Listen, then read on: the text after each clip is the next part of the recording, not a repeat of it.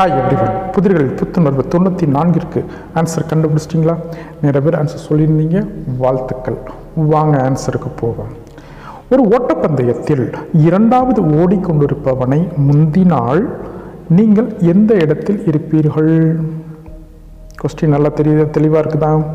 Okay, உடனே என்ன சொல்லிடலாம், நான் ஃபஸ்ட் இடத்துல தான் இருக்கேன் அப்படின்னு உடனடியாக சொல்லிடலாம்.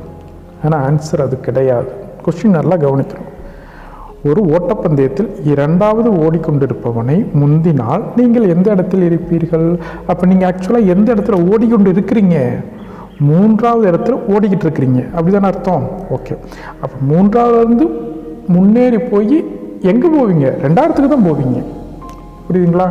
ஓகே, அது நல்லா தெளிவாக இருந்துக்கணும். சப்போஸ் நீங்கள் மூணாவது இடத்துக்கு முன்னேறணும், உனக்கு பிடிக்கணும் அப்படின்னு சொன்னால் என்ன செய்யணும்?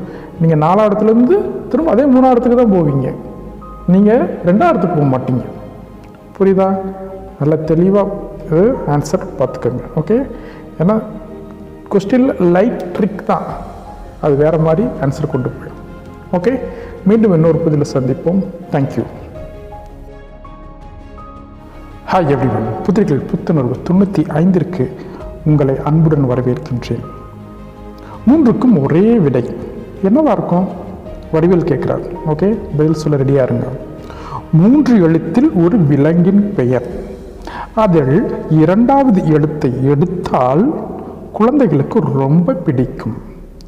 அதில் கடைசி எழுத்து மாதத்தின் பெயர். 3க்கும் ஒரே விடை. என்ன கண்டுபிடிச்சிட்டிங்களா? டக்குன்னு யோசிப்பீங்கன்னு நினைக்கிறேன். கண்டுபிடிச்சி எனக்கு ஆன்சர் சொல்லுங்கள். ரொம்ப ஈஸியானதான், உங்களுக்கு ரொம்ப பிடித்த விலங்காக இருக்கும். பார்ப்போம் எத்தனை பேர் உங்களுக்கு பிடித்த விலங்கு சொல்கிறீங்கன்னு பார்ப்போம். தேங்க்யூ.